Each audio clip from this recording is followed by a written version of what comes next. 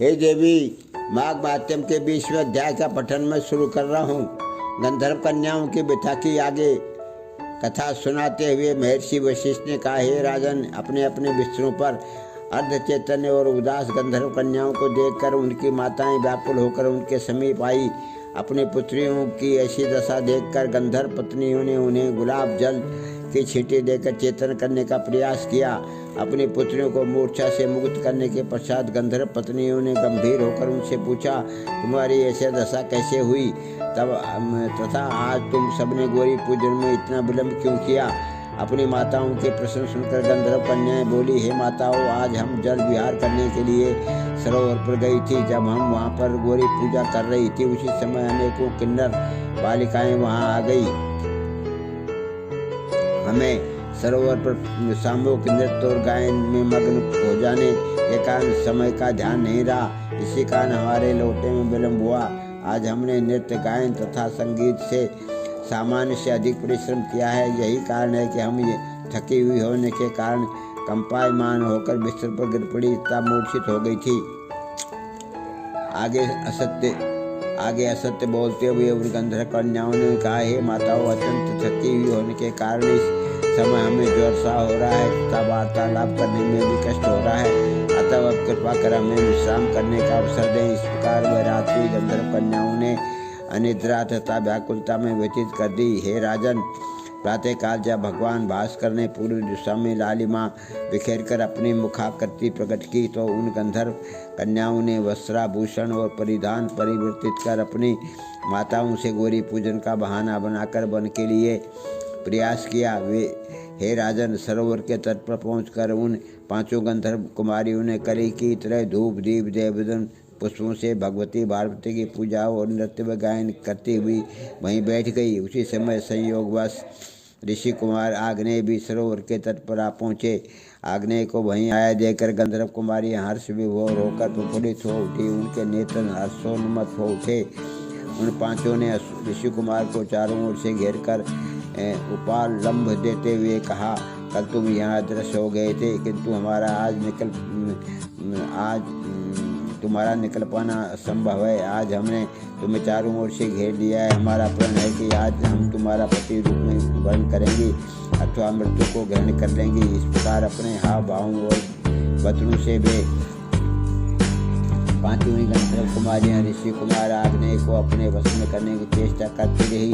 उन गंधर्व कुमारियों से घिरा हुआ ऋषि पुत्र आग्नेय गंभीर स्वर में बोला, हे गंधर्व कुमारियों, तुम अपनी रुचि तथा ज्ञान के अनुसार उत्तम शुभ अनुकूलता रुचिकर वचन कर रही हो, तो मुझे क्षमा करो। मैं ब्रह्मचर्य आश्रम में रहकर गुरुकुल में वेदों का अध्ययन कर रहा हूँ। हे गंधर्व कुमारियां, इस समय विवाह करना मेरा धर्म नहीं है। ऋषि कुमार के नीति और धर्म से परिपूर्ण वचनों पर ध्यान में देकर काम पड़ी गंधर्व कुमारियों ने पुनः कहा, हे प्रियवर, विद्वानों का कथन है कि धर्म से अर्थ से काम तथा काम से धर्म की प्राप्ति होती है। धर्म की अधिकता के कारण ही इस समय काम तुम्हारे सम्मुख उपस्थित है। अतः इस समय इस काम का विविध भोगों सहित उपभोग करना तुम्हारा धर्म है। ऐसा करके तुम्हें ये पृथ्वी स्वर्ग समान और अपना ही जीवन सार्थक प्रतीत हो गए।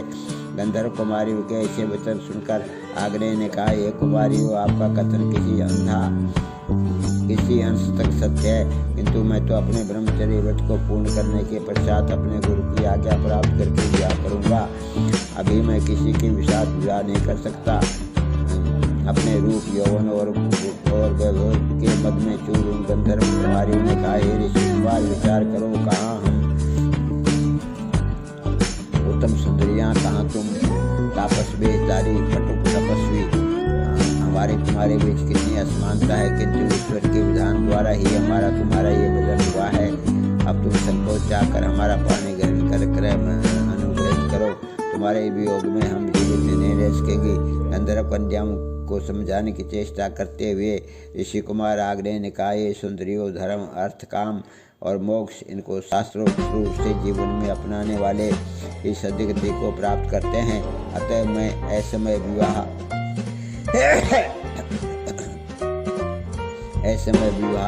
के लिए प्रस्तुत नहीं हूँ। मैंने ब्रह्मचर्य व्रत धारण कर रखा है। इस समय आप सब यहाँ से जाइए।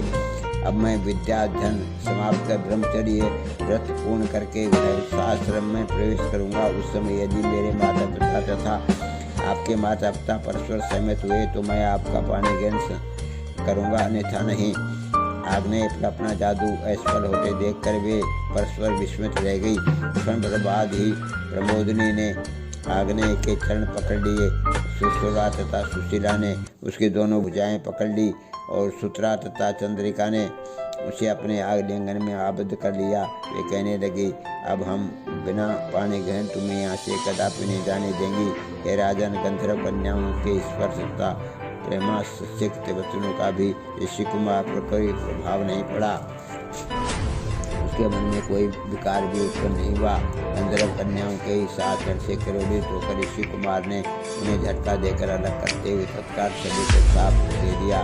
तुम सब लज्जा रहित होकर पिशाचिनियों की तरह उसे लिप्त गई हो, अतः तुम सब पिशाचिनियाँ होकर पिशाच योनि को प्राप्त करो। ऋषि कुमार द्वारा ऐसा दारुण साफ सुनकर क्षण भर के लिए वे गंधर्व कुमारियाँ हतवक रह गई। उनके मुख पर क्रोध छा गया और वो कहने लगी, अरे पापी, तूने हमें निरपराधियों के साथ एक कठोर तथा निर्दय आचरण किया है।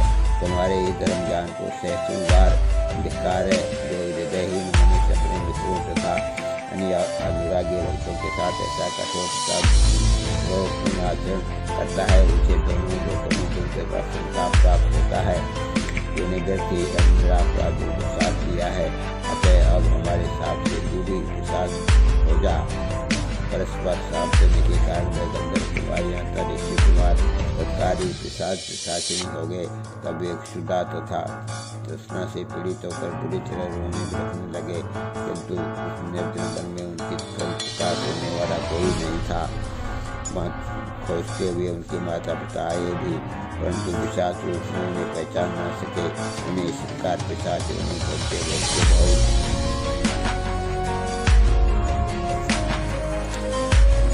समय व्यतीत हो गया। संयोग व देवदेव को समझती चतुर्दशी को महर्षि गंगेश स्नान करने के लिए सरोवर के तट पर आए। से पीड़ित पिशाचों ने जब महर्षि गंगेश को वहाँ देखा तो उनका वध करने की इच्छा से सम्मुख हुए नहीं कर सके, अतः वो उनसे दूर रखकर खड़े हो गए। उसी समय वहाँ आग्नेय के पिता वेदनी भी ब्राह्मण भी आ गए। करबद्ध निवेदन किया, हे प्रभु, बड़े ही पुण्य तथा पुण्य समागम प्राप्त होता है। मेरे पुण्य बाद जो आपके दर्शन प्राप्त कर कृतार्थ हुआ।